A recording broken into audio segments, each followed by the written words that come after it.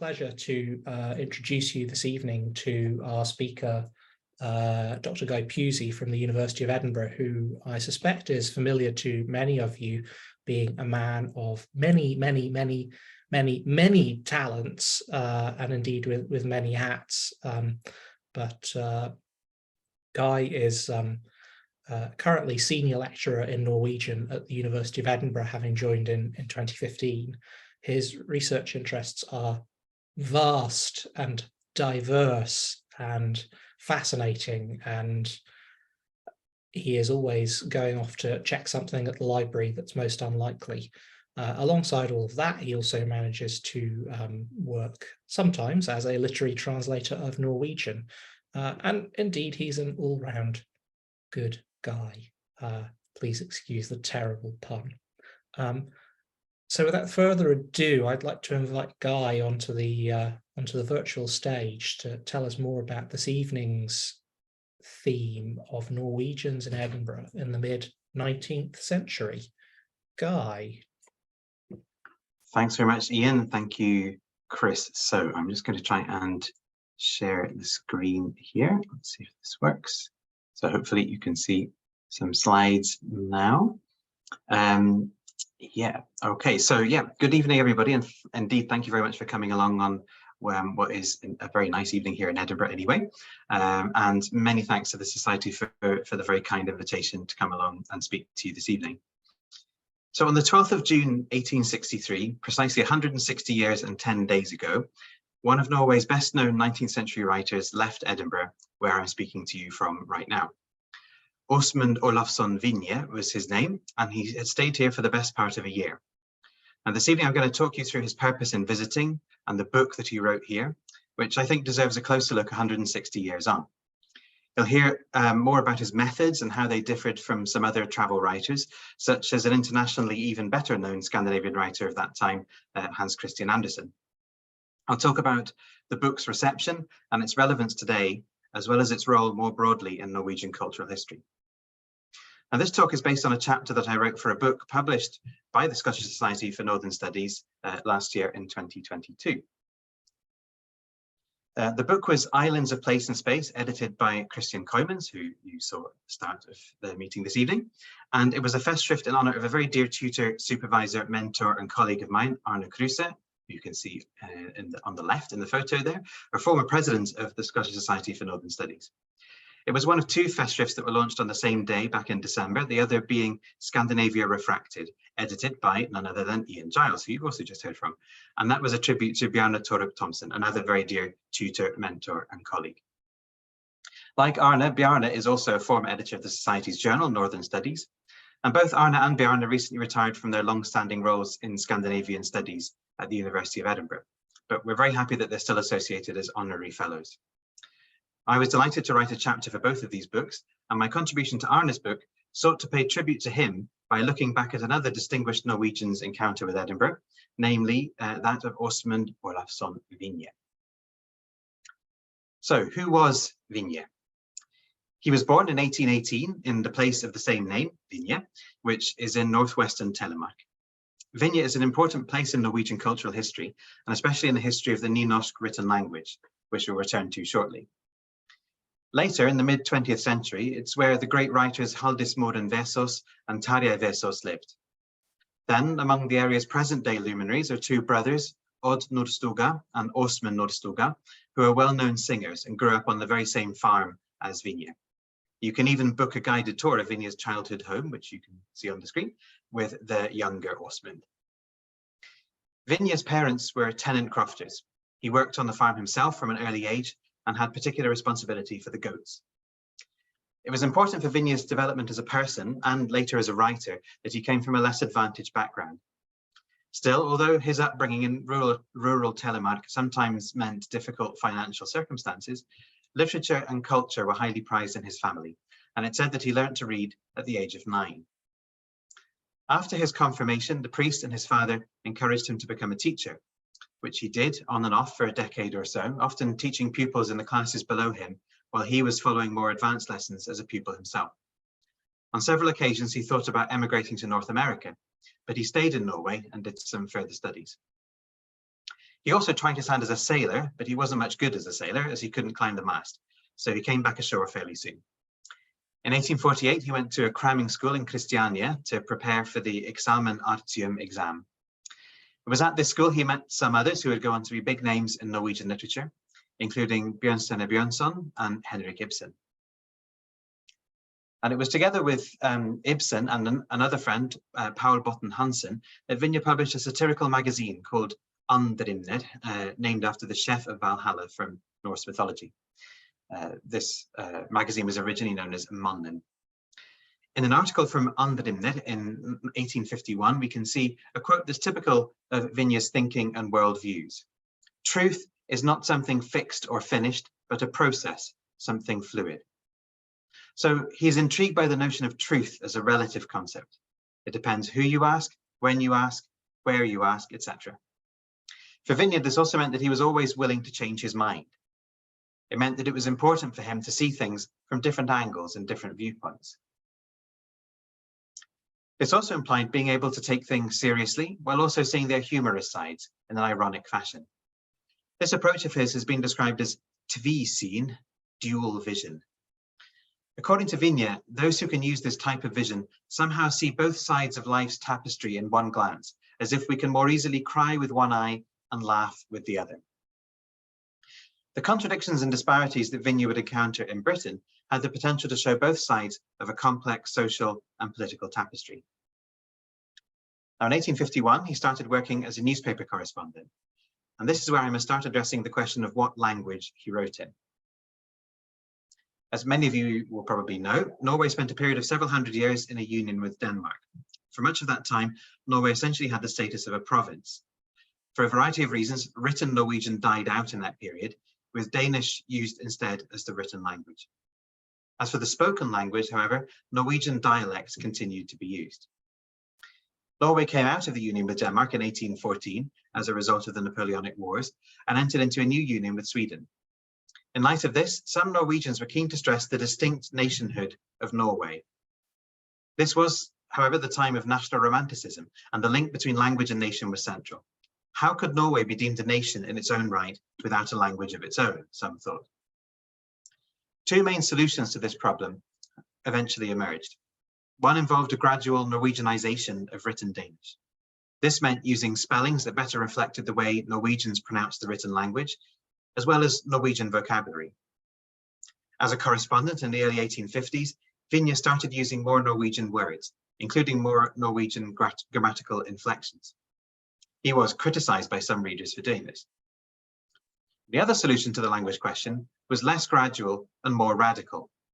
It came from a man named Ivar Aasen, who saw that a clearer break was needed from the Danish written language in order to create a language more representative of the way that most Norwegians actually spoke.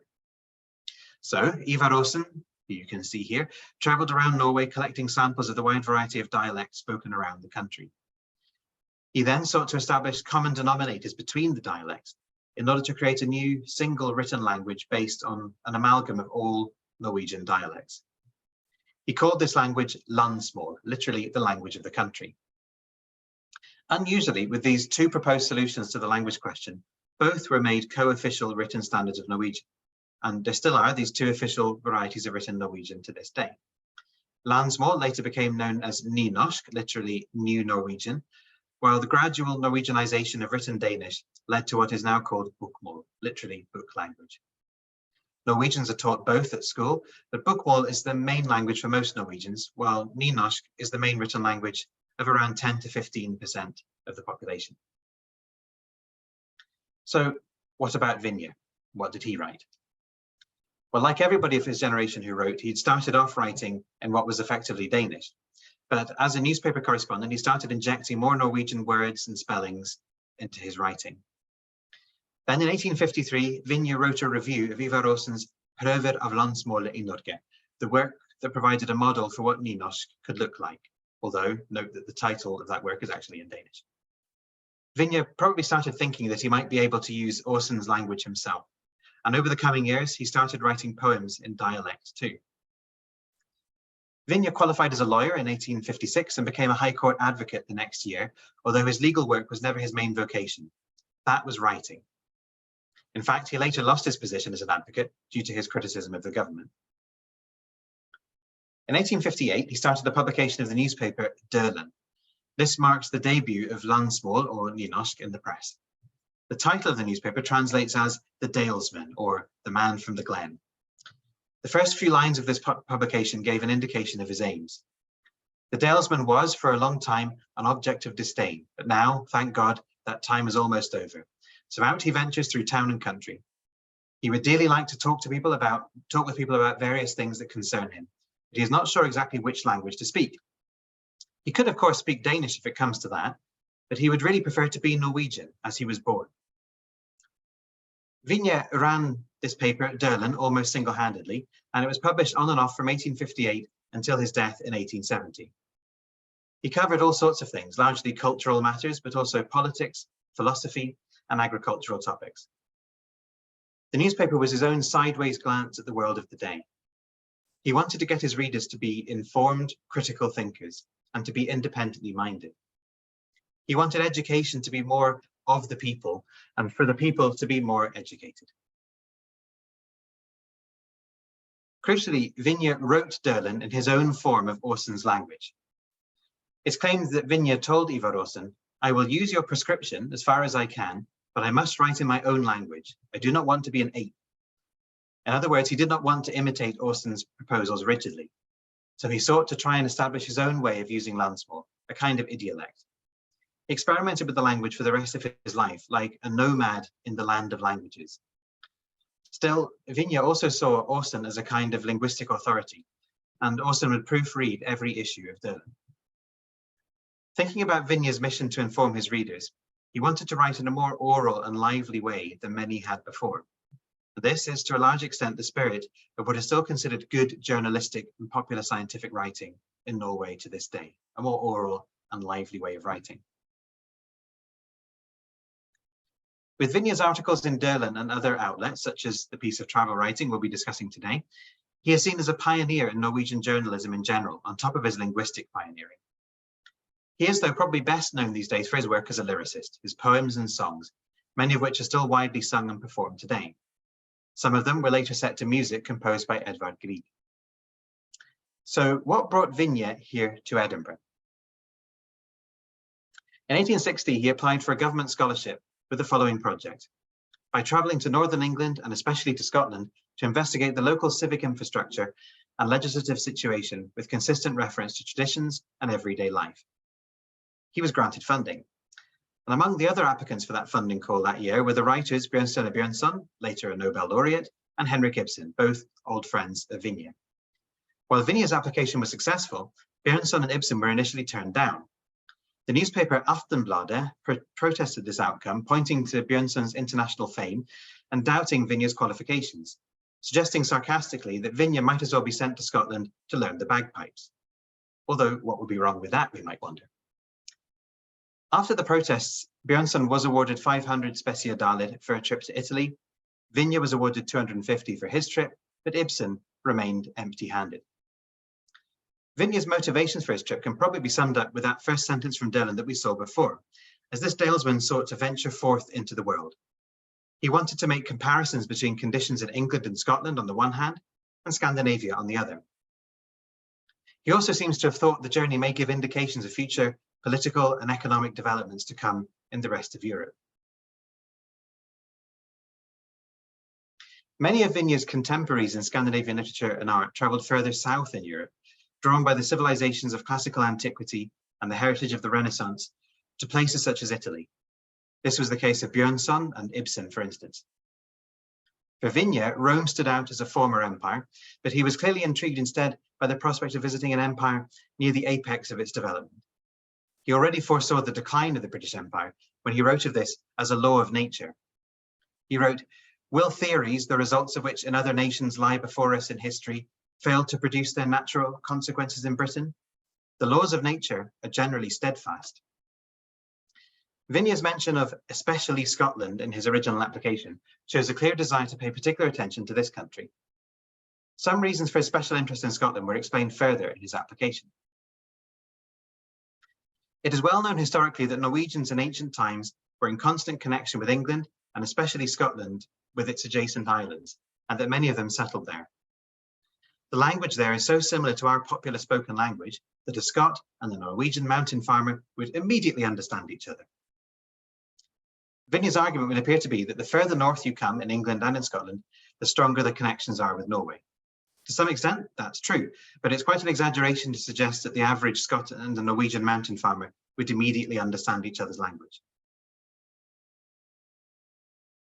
In fact, even Vinje wasn't going to trust that he would automatically understand and be understood speaking in Norwegian. He wanted to learn English, so in 1861, he went to Vågå in Gudbrandsdalen, where an Englishman named Eardley John Blackwell would help him. Blackwell, who you can see here, was a mountaineer who had settled in Vågå several years earlier. Vinje and Blackwell initially got on well together, but they appear to have fallen out, perhaps because Vinje had fallen in love with Blackwell's sister-in-law. When Blackwell found out, he's said to have threatened to shoot Vinje. Blackwell is also reported to have been enraged by Vinje's characterization of politics in Britain as quite rotten. Vinje left Vågå somewhat abruptly in February 1862 after this falling out and returned to Christiania. A few months later, he set out, first on board the ship Lindesnes, which was also carrying students and academics to a Pan-Scandinavian Congress in Copenhagen. Then from Hamburg, he sailed on the steamer John Bull to London, arriving in July 1862. He would go on to spend almost a year in Britain, but it seems that he left England fairly early on, arriving in Scotland before the end of September, and then staying mainly in Edinburgh for around 9 months, before returning to Norway via London and via Paris, where this photograph, you can see in the middle, was taken of him. While in Edinburgh, Vinje stayed in the new town at number 22 Dundas Street as a lodger of Mary Mackenzie, wife of the solicitor David Moneypenny Mackenzie, and Mary's sister, Eliza McIver. Vinje was extremely happy in Dundas Street, apart from an apparently quite intense dislike of David Mackenzie. According to Vinje, Mr. Mackenzie was often drunk and selfish, and he even wrote that he hoped Mr. Mackenzie might soon die. He felt pity for Mrs. Mackenzie and would have very much liked to take her back with him to Norway, but he didn't. Vinje spent his time in Edinburgh writing the book, A Norseman's Views of Britain and the British, which was published in late May 1863, about a fortnight before he left Scotland. The book was made up of 16 chapters or purported letters addressed to Johann Sebastian Welhaven, a well-known poet and professor of philosophy. Vinje claimed this was because in Britain, a place obsessed with titles, it was helpful to associate the book with somebody important like Welhaven, who was actually his third choice. This is also why Vinje made a point of stating on the title page that he was an advocate before the High Courts of Justice Christiania. Peter Fjogesen has pointed out that this description of Vinje might have misled readers. Vinje did indeed have legal training, but his main occupation was as a writer, occupying a very particular position in Norwegian culture. The book was initially published only in English in Edinburgh. Vinje started translating it into Norwegian when he returned to Norway, but he seems to have given up, so the rest was only translated and published in Norwegian after his death in 1873, with the title Bretland og Britane, Britain and the British. The book was written with help from Vinje's English tutor in Edinburgh, John Cavan, whose address was a few doors down from the Mackenzies at number 32 Dundas Street. Vinje wrote of his language studies with Cavan that my task of wrestling with a foreign language was perhaps equally difficult with his of mastering foreign views. John Cavan later emigrated to Prince Edward Island in Canada. One of his pupils at Charlottetown's Prince of Wales College was L.M. Montgomery, creator of Anne of Green Gables. She recalled of Cavan that if one wanted, one could learn a good deal from him. Vinje begins his first letter in the book by stating his intentions. I came to Britain, as you are aware, with a fixed resolution of examining and studying the institutions of this great commercial land and the manners, habits, and pursuits of its people. I have wandered far, seen much, and learned something. I have played the pedestrian for hundreds of miles, backwards and forwards, through the lonely glens and sheep farms of the Scottish Highlands. I have witnessed military displays on Wimbledon Common and beneath the crags of Arthur's Seat. I have listened to the debates in the Houses of Parliament and spent weeks in the Great Exhibition. I have even caught a distant glimpse of a fox hunt. Although much of what Vinje described may have been based on fleeting glimpses, his biographer, Olaf Midthun, described the book as one of the first Norwegian works of sociology, as Vinje was attempting to find the common characteristics of other societies. Characteristically for the time, Vinje seemed to believe that there were organic patterns in society and in history dependent on country, climate, and race. His views are sometimes quite crude in their espousal of what might be early social Darwinism, although Vinje often tempered such statements. Vinje repeats somewhat crude ideas of ethnic superiority and racially categorized judgments, inferring that there are shared qualities with Scandinavians like himself. There is also some considerable tension between the romantic and the rational in Vinje's writing. For instance, another feature typical of the period is Vinje's attempt to explain certain cultural traits through reference to the landscape or to climate. He believes that the maritime climate may have had a positive effect on his health, and he assumes it's likely that the inhabitants are also healthy. Even the industrial impact on the atmosphere is incorrectly ascribed health-enhancing qualities. As he wrote, "The climate is invigorating, and even the smoke and coal dust are healthy." I'm not sure if these words were intended ironically, but more recent studies do suggest that the smoke and coal dust might not be that healthy after all.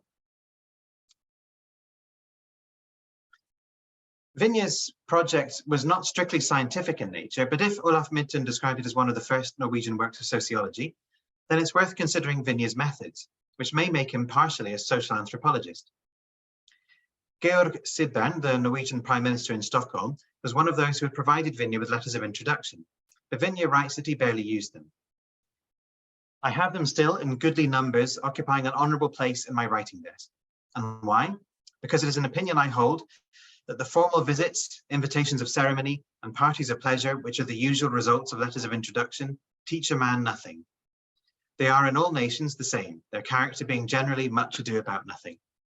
They contain, moreover, this element of evil, that they may very easily engender prejudices and prepossessions in the mind of the stranger.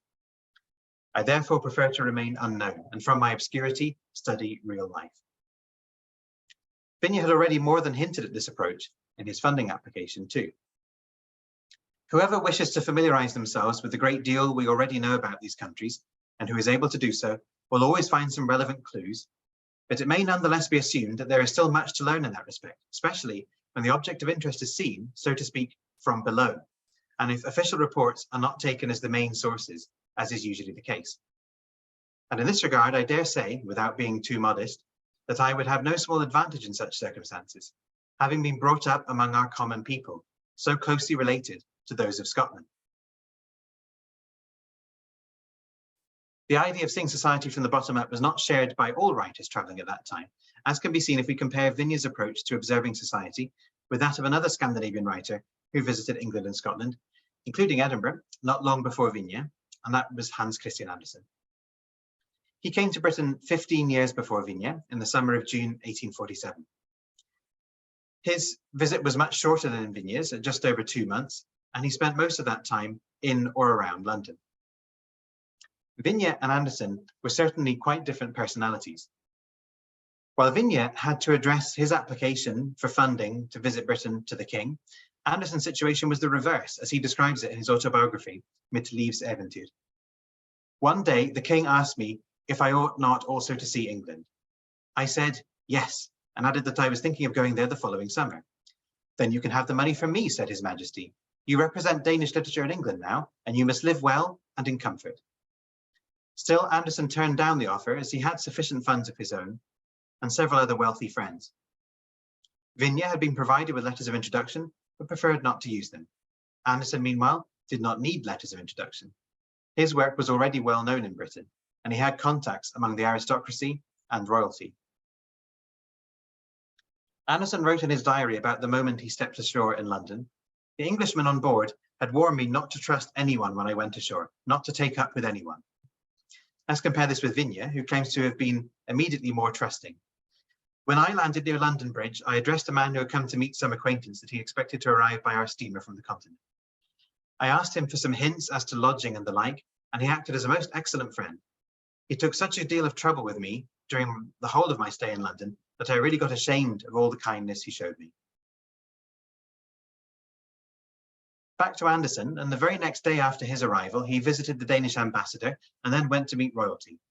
Drove out to Marlborough House, was admitted to a royal chamber.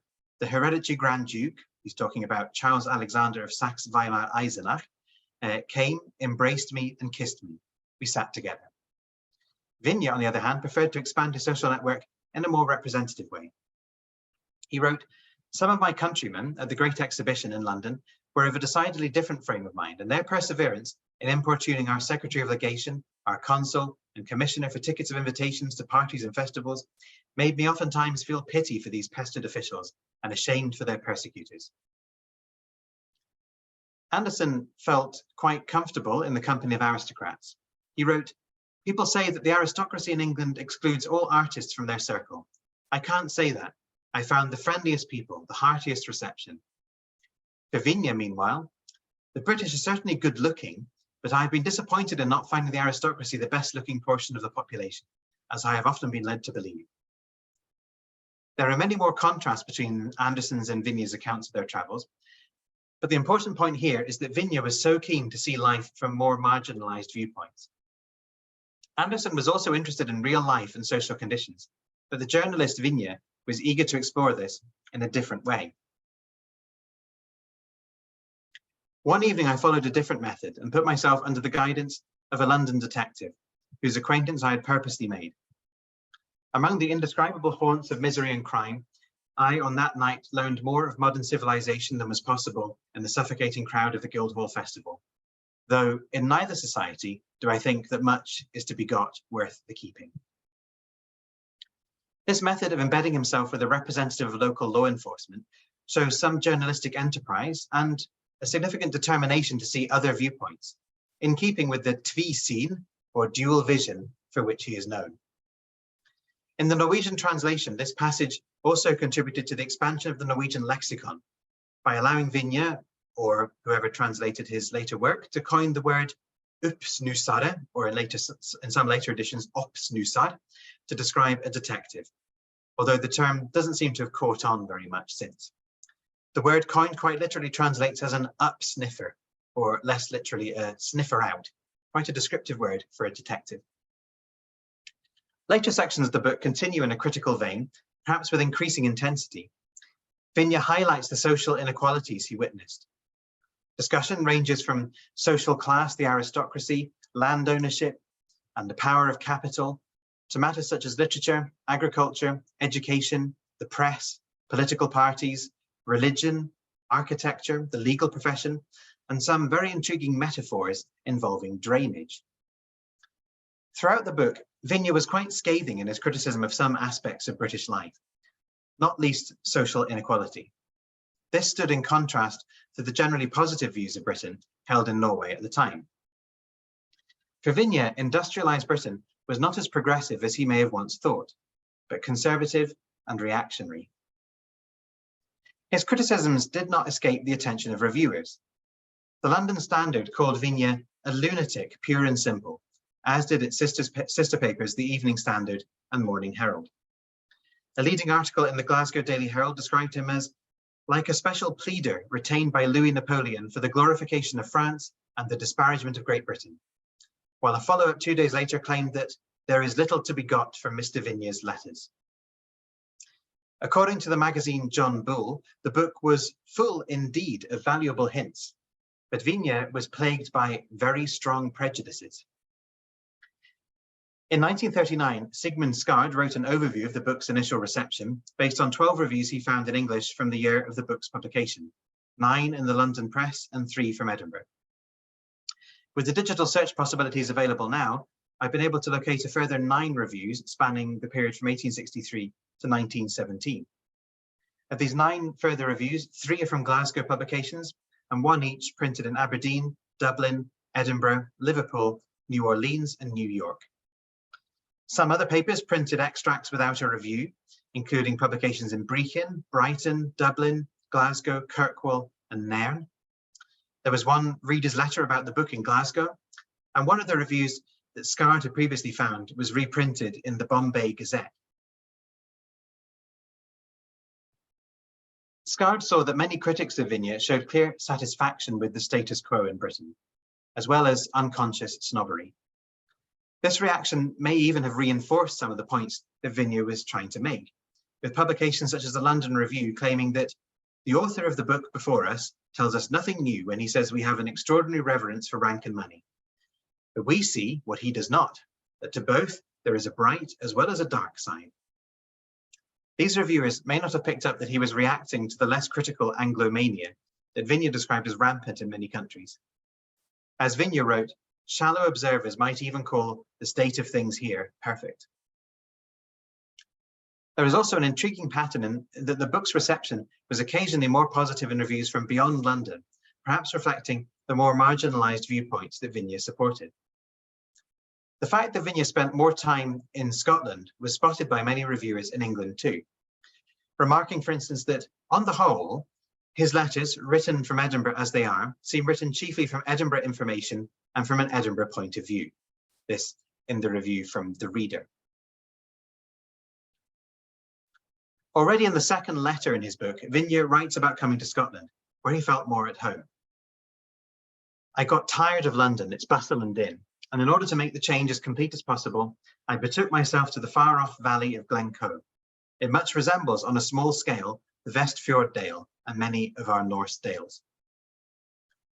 He felt similarly of urban Scotland.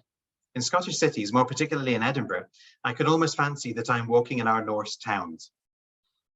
Vinje wrote extensively comparing the landscape of Scotland and Norway, the people, and place names. The early social Darwinist ideas I mentioned earlier are evident in how Vinje compared the so-called races that he encountered. He often related these comments to more social concerns, such as the Highland clearances. What a noble race these Caledonians are, he wrote. It was regiments of them that stood like a wall against the Imperial Guard at Waterloo. It is all very well to have sheep instead of people in these Highland nurseries for soldiers, but sheep will not repel invasion or fight England's battles. Perhaps the consumers of mutton in the large cities, tradesmen, operatives, and artists will fight well. This remains to be seen. When men nowadays are shooting and feeding sheep where the Caledonians lived in days of old, they no doubt think that great progress has been effected. Nous verrons. Many Victorian commentators on this side of the North Sea romanticized the wildness of the Highlands, but Vinje saw it as a warning. The Highlands is a graveyard, and the passing bell seemed ringing in my ears as I saw parish on parish laid out for sheep. How very picturesque, exclaimed some Londoners as their carriage bowled along through the wilderness. Picturesque, certainly. Come hither, my artist friend, when you design a sketch from Faust. Throw me in those Scottish Highlands as a scene for Mephistopheles to gloat over pleasantly. He would exult to see human beings making way for sheep and grouse and deer. Some day he may probably see the greater part of Europe in this condition. The Highlands are but the beginning of the end. It is the beginning of a higher civilization, we are told, but independent people do not like this civilization. The most recent newspaper review of Vinje's book is an outlier from the midst of the First World War in the Glasgow Daily Record and Mail, where David McCritchie writes positively of Vinje's lament over the depopulation of the Highlands. As Reidar Djupadal has pointed out, Vinje's views on this contrasted with some earlier Scandinavian visitors, such as Norwegian poet Andreas Munch. While Vinje saw the human tragedy of what had happened in the Highlands, Munch was swept away by the beauty of the landscape. It's telling that several reviewers criticized Vinje for not using his letters of introduction to meet more highly ranking individuals. But of course, Vinje had made a point of this. For the Saturday Review, though, this meant that Vinje disdained to set about the right way of obtaining reliable information and deliberately refused to avail himself of the only method of effectually studying British society. This shows that some people saw access through more privileged channels as the right way to study society. The Aberdeen Journal was more measured on this point. The Norseman's criticisms are more cynical than they probably would have been if he had gone into circles to which his letters might have gained him access. At the same time, his animadversions contained truth, perhaps more truth coming as they do from a perspicacious and candid stranger than many of us may be willing to admit. And at all events, it may do us no harm to take a look at some of our national features as portrayed by such a one.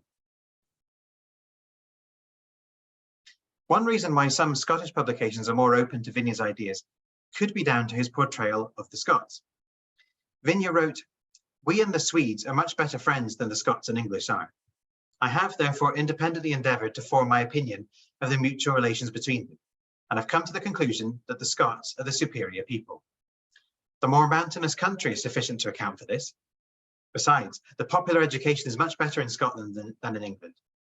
My own experience, and that of other foreigners I've spoken with, certainly convinces me that the Scottish population, as a whole, stands intellectually higher than that of England." This may partly explain the more extensive reprinting of extracts, such as this very extract itself, in Scottish newspapers.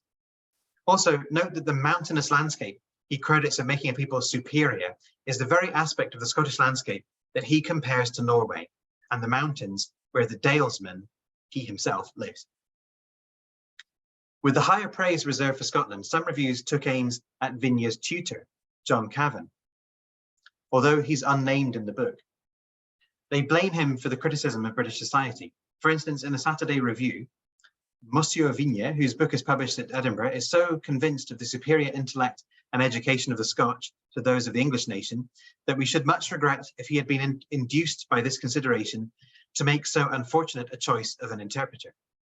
Monsieur Vinje has discovered that the old hatred between the English and the Scotch still burns lustily, but it would be a pity if a member of the latter nation had given vent to his bitterness of feeling, not only by translating a virulent attack on the sister country, but by perpetrating murder by his own hand on the language of its sovereign. Strong words indeed.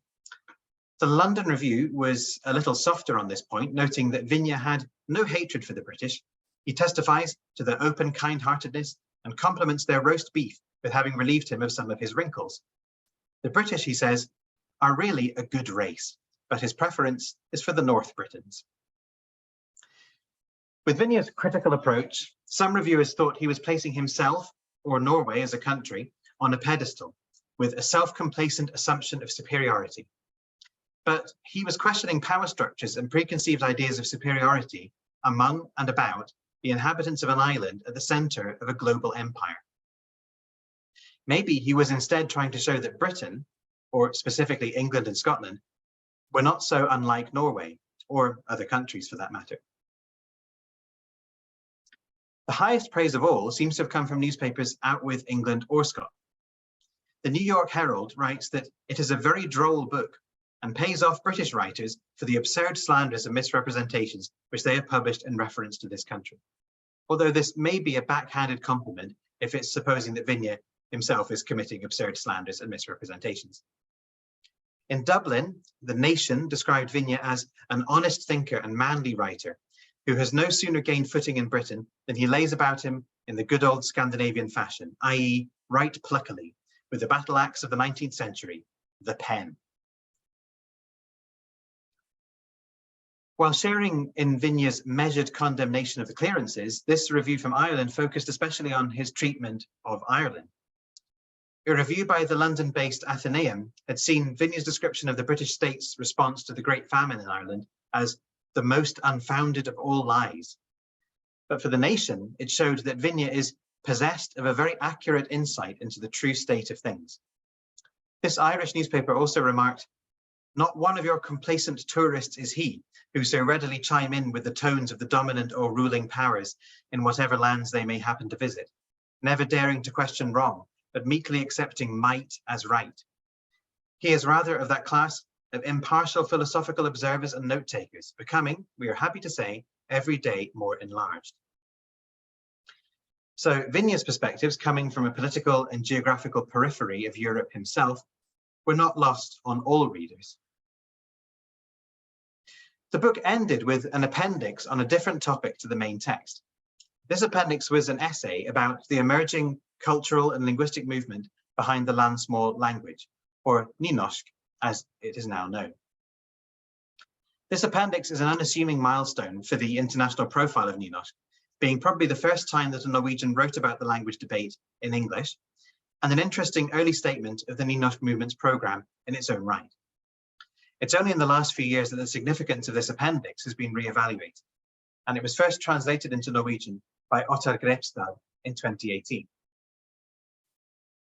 In looking through Anglophone reviews of this book, none I have seen so far make much mention of the appendix, except this comment from the press, which includes a pretty massive misunderstanding.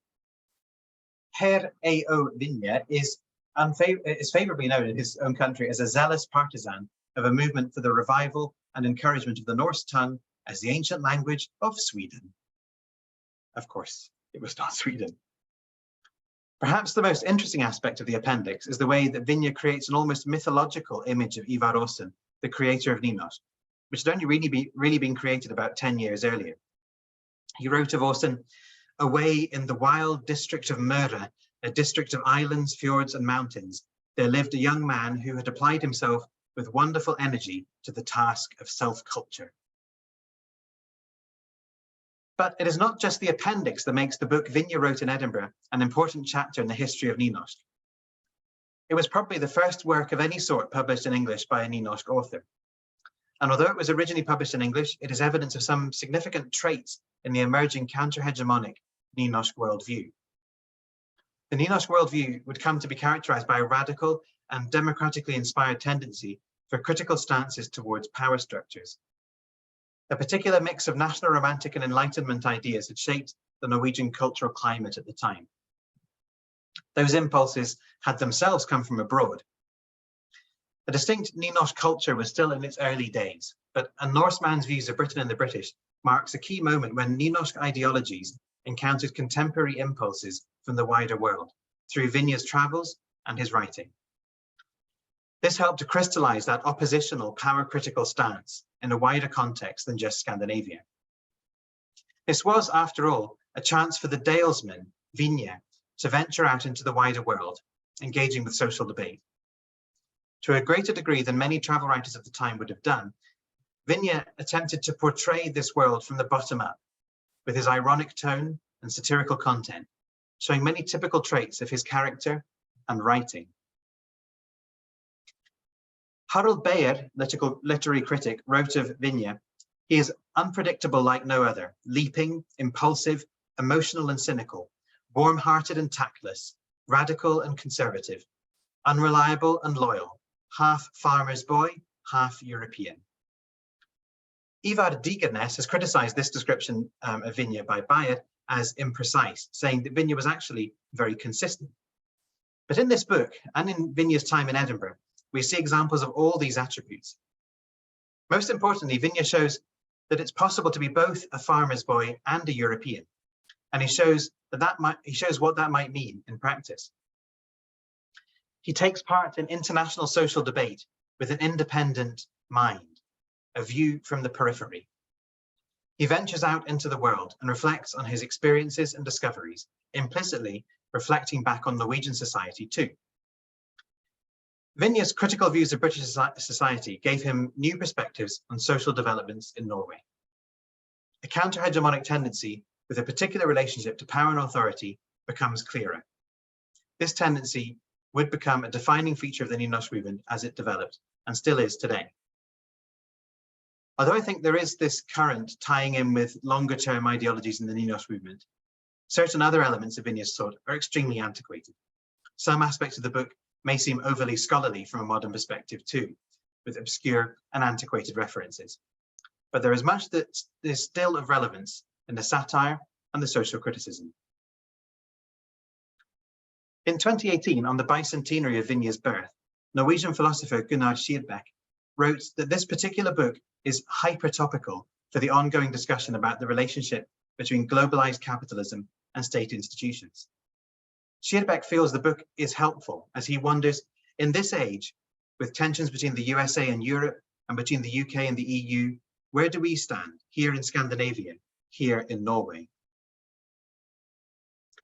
In the appendix on the language question, Vinje wrote this in relation to Norway's close relationship with Denmark and Sweden. But that this holding together may not prove a failure like the Kalmar Union, no one of these nationalities must be absorbed by the others, but have its own autonomy in language, literature, legislation, and government. With these thoughts in mind, Vinje's book may indeed be equally topical on both sides of the North Sea to this day. That said, Vinje himself warned that sweeping generalities, when applied to nations, are always absurd. Thank you very much. I'll stop sharing there. And hi, Ian. Brilliant. Thank you, Guy. Really great talk. And as Chris is just saying in the chat, I'm sure that there are questions, and you're more than welcome to put your questions to Guy, either by voice, in which case raise your hand and we'll call on you and ask you to unmute, or you're welcome to put them in the chat. I guess my first question for you, Guy, is did he come back? No, sadly he didn't. He returned to Norway via London and Paris, as I said, and he did plan a trip to the United States that he never embarked on, but yeah, he never came back. And was he? I mean, did he travel anywhere else? He had his planned trip to the United States, but did he go anywhere else, or was Scotland his sort of big hurrah? It was indeed. So he did, of course, spend quite a bit of time in London as well. It's hard to tell from the book precisely how much time he spent in different places, but as I say, it seems that Edinburgh was his base for 9 months out of 12 in this visit, and it was the longest period that he spent outside of Norway. It was an expensive trip as well, as mentioned, with the funding side of things. Yeah. And he didn't get quite as much money as Björnsson got to go to Italy. No, exactly. And obviously he had to sustain himself during the course of that visit as well. So it was a considerable expense.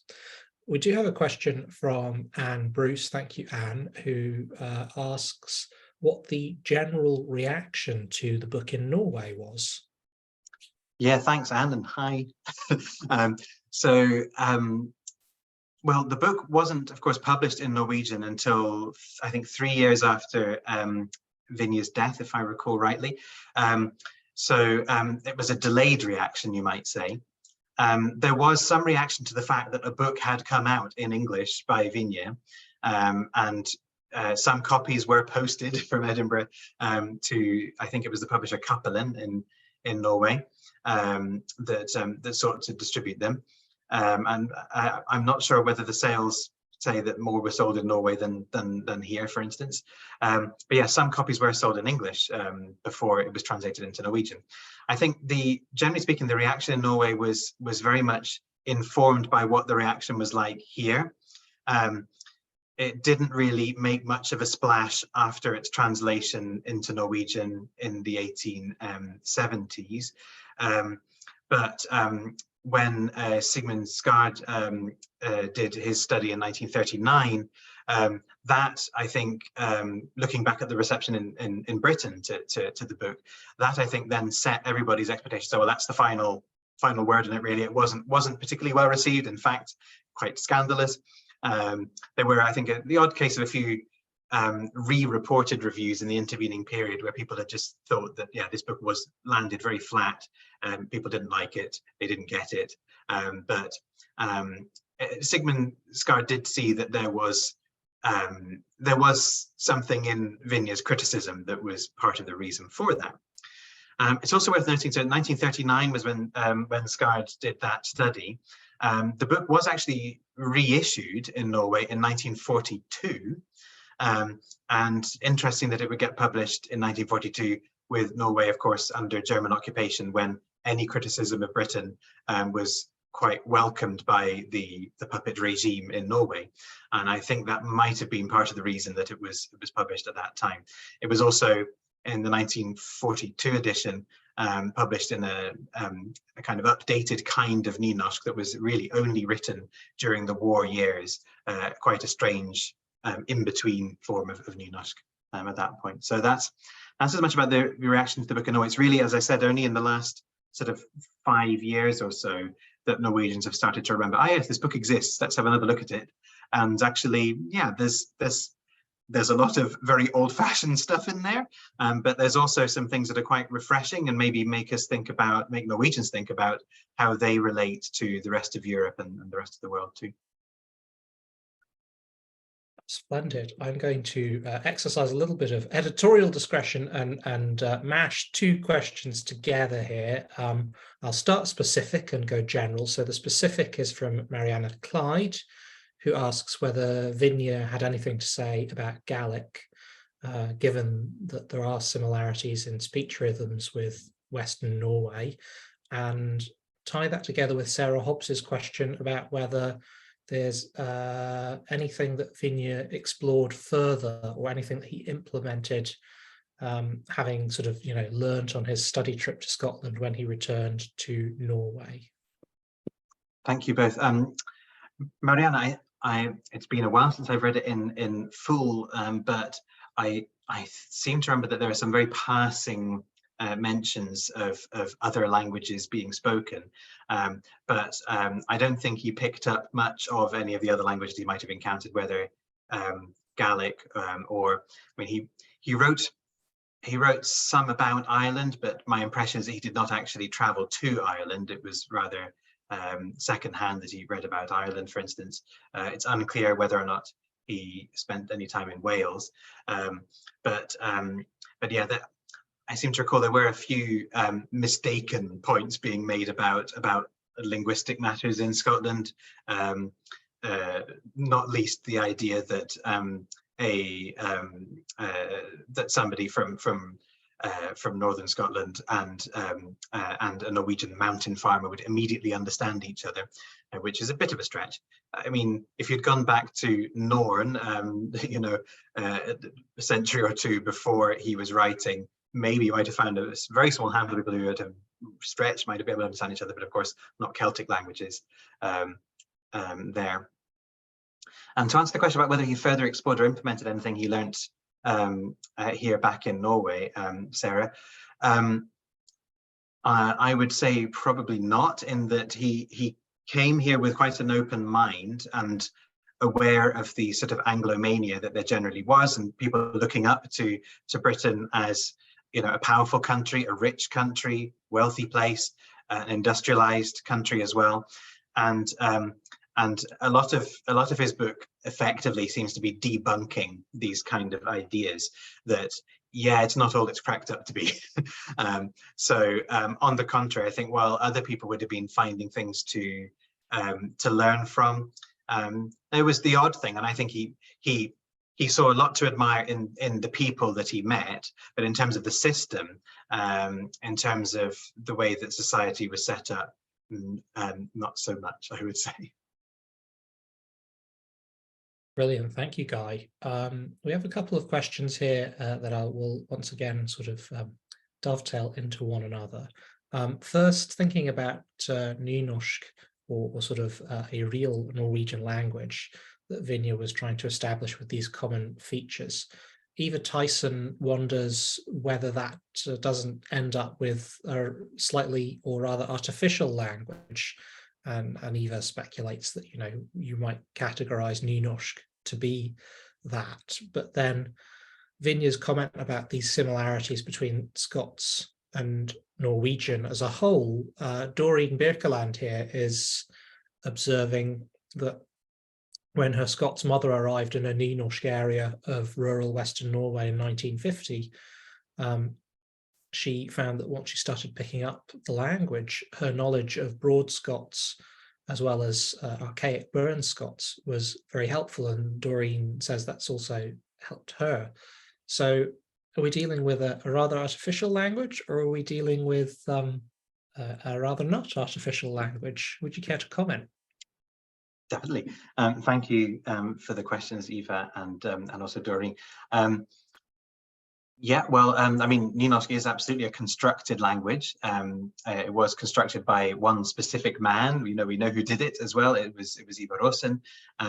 Vinje himself was then sort of building on that, finding his own way with the language, his own sort of very well, an idiolect, really. Nobody else wrote quite like him, and there are quite a few people in the same period who were experimenting, starting with Ivar Aassmund's Norseman and trying to find their own way. But a few decades later, it was Aassmund's norm that became established.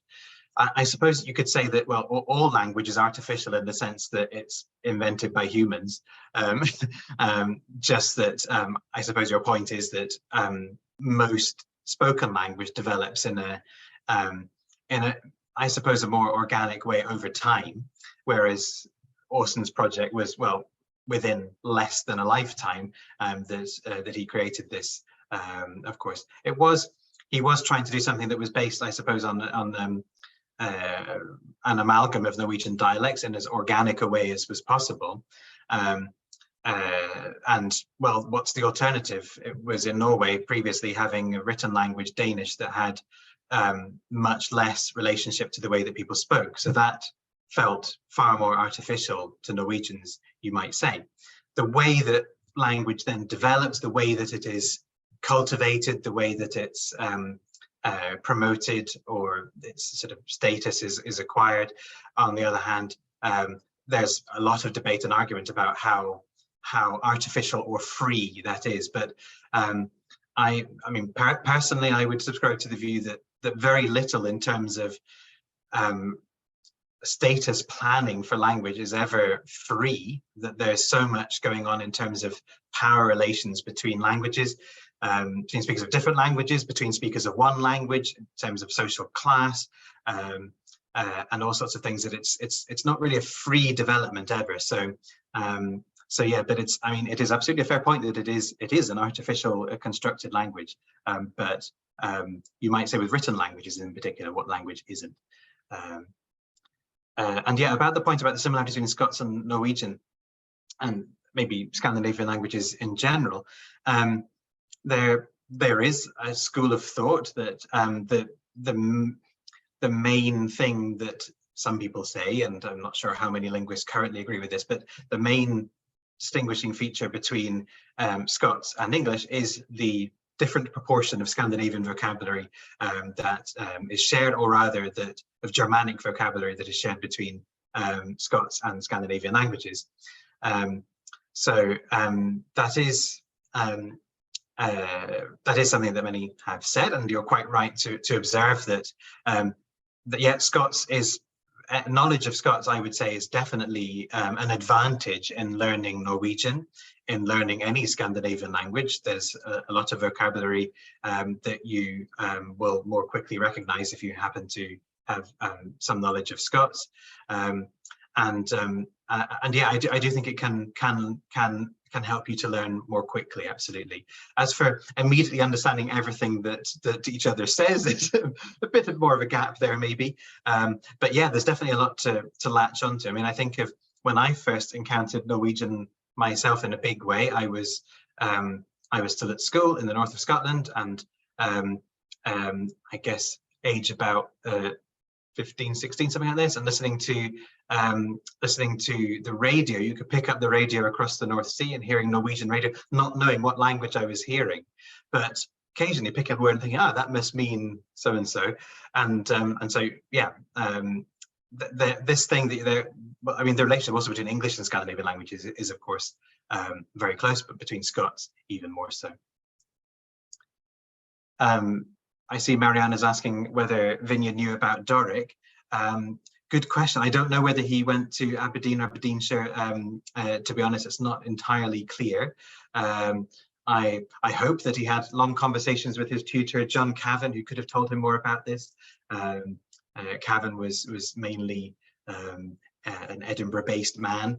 The family that he lived with, if I'm not mistaken, were actually the wife. Remember, I mentioned that he was lodging at number 22 Dundas Street, and there was Mr. and Mrs. Mackenzie, and Mr. Mackenzie he wasn't so keen on.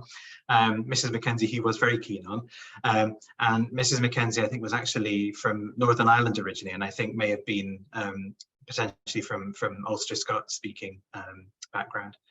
So he may well have known more about other languages and varieties as well.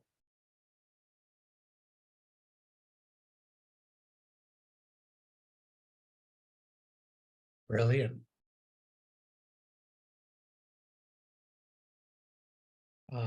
I think unless there are any pressing further questions, we do have time, then we can release people back to the sunshine and their evenings very shortly. But Sarah, thanks you for the talk in the chat, and indeed I think I speak for us all when I say that this has been a sort of a very rich evening of content about a very interesting man, and as you say, a book with some old-fashioned ideas, but also some very interesting ideas. And it really does bring together Scotland and Norway.